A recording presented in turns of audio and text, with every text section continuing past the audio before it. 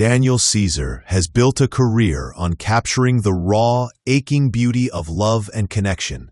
But with his new album, Son of Spergi, he's turning the lens inward, and it's as intimate as it gets.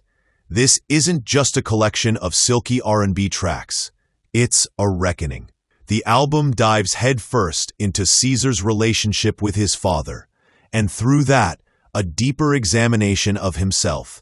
From the first notes of Rain Down, featuring Sampha, you sense a quiet vulnerability, a prayerful hesitance that sets the tone for the entire record.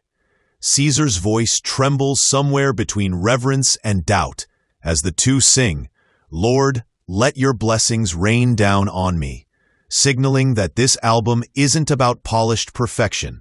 It's about real human fragility. It's an invitation for listeners to witness a man peeling back layers of identity, spirituality, and legacy in real time. Son of Spergi is born out of a single word, reconciliation. Named after his father's nickname, the album charts the distance between father and son, while simultaneously exploring the reflections that distance leaves behind. On tracks like Root of All Evil, Caesar's self-questioning is relentless. Am I a man or a beast? Somebody please discipline me. By the time you reach Who Knows, he's almost self-lacerating, singing lines like, "Maybe I'm a coward, hiding in the disguise of an ever-giving flower." These aren't casual confessions. They're emotional excavations, moments of unfiltered honesty that reveal the inner turmoil of a man confronting his own imperfections. Caesar has always been about soul-deep emotion, but here, the stakes feel higher, more personal, more vulnerable than ever before. Collaborations on Son of Spergi deepen the emotional texture, bringing in voices like Bon Iver, Yebba, and Blood Orange to amplify Caesar's ambivalence. On Moon, co-written with Justin Vernon, the album drifts into an acoustic fever dream, blending delicate guitar plucks with haunting harmonies that feel both intimate and expansive.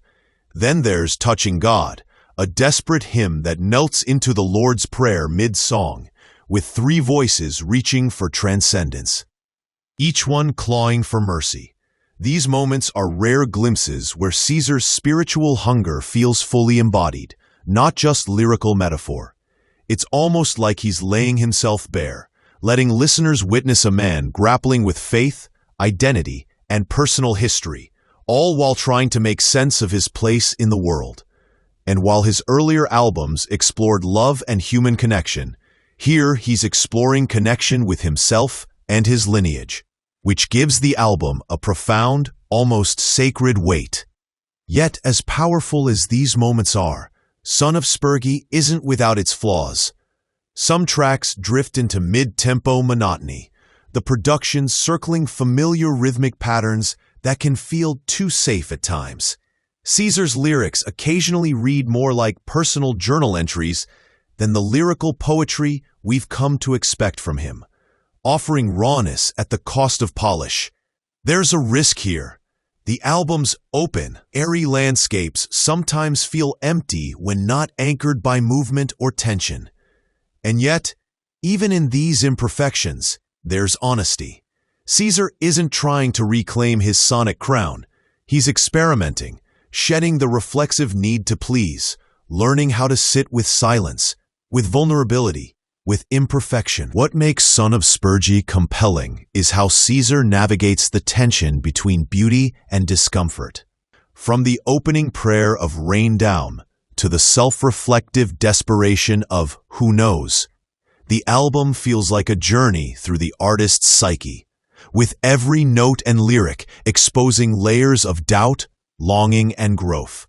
Collaborators like Sampha, Bon Iver, and Blood Orange don't just add texture, they echo his vulnerability, magnifying the emotional resonance. There's a haunting intimacy in tracks like Moon and Touching God, where spiritual yearning and human fragility collide, creating moments that feel sacred and immediate. Yet even as the album reaches for transcendence, its repetitive mid-tempo patterns and stream-of-consciousness lyrics can test listener patience. highlighting Caesar's willingness to prioritize raw authenticity over polish. In many ways, the album's imperfections are its strength, offering a window into an artist who is still evolving, still wrestling with himself, and unafraid to show it. Son of Spergi isn't just an album about family or spirituality. It's also a meditation on masculinity and identity. Caesar confronts what it means to be a man, to inherit traits from his father, and to reckon with his own flaws. En route of all evil, he questions himself aloud. Am I a man or a beast? Somebody please discipline me. A line that captures the tension between expectation and vulnerability. These moments feel intensely personal, as if he's holding up a mirror, not only to himself, but to anyone navigating the complexities of adulthood. Even the quieter tracks, with their contemplative melodies and sparse arrangements, carry weight, forcing listeners to lean in and absorb the emotional gravity. The album's strength lies in its intimacy, its willingness to linger in awkward, unpolished spaces, and its reminder that self-exploration can be as beautiful as it is uncomfortable. Musically, Son of Spergi walks a delicate line between warmth and emptiness. Caesar's intention to evoke the wide-open Montana skies where much of the album was created is clear, with airy arrangements and spacious production that give songs room to breathe. But that expansiveness sometimes risks drifting into monotony, as mid-tempo tracks blend together without the hooks or dynamic shifts of his earlier work. Still, these choices reflect a conscious artistic decision. Caesar isn't trying to please anyone or recreate past successes. He's exploring space, silence, and the pauses between notes, allowing imperfections to exist naturally. For listeners, this can feel like leaning in too close to someone's diary. But it's precisely that unguarded vulnerability that makes the album resonate, offering moments of quiet reflection that linger long after the music stops. Despite its uneven pacing, Son of Spergi is emotionally powerful because Caesar embraces imperfection and honesty over polish. There's a courage in exposing insecurities, questioning faith, and confronting family legacy in such a public way. Songs like Touching God and Moon illustrate a man grappling with his place in the world, balancing vulnerability with artistry.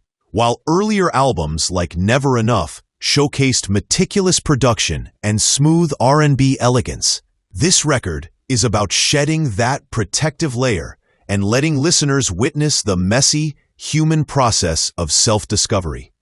It's an album that asks us to sit with discomfort, to lean into reflection, and to appreciate that growth often comes with awkward pauses, mistakes, and unanswered questions, making Caesar's journey feel intimate, relatable, and profoundly human. Son of Spergi also highlights the collaborative spirit that has long defined Caesar's music. But this time, the partnerships feel like extensions of his introspection, rather than just stylistic choices. Bon Iver's ethereal harmonies, Sampha's soulful refrains, and Blood Orange's subtle textures all amplify Caesar's self-reflective journey, creating a layered soundscape that draws listeners into his emotional world.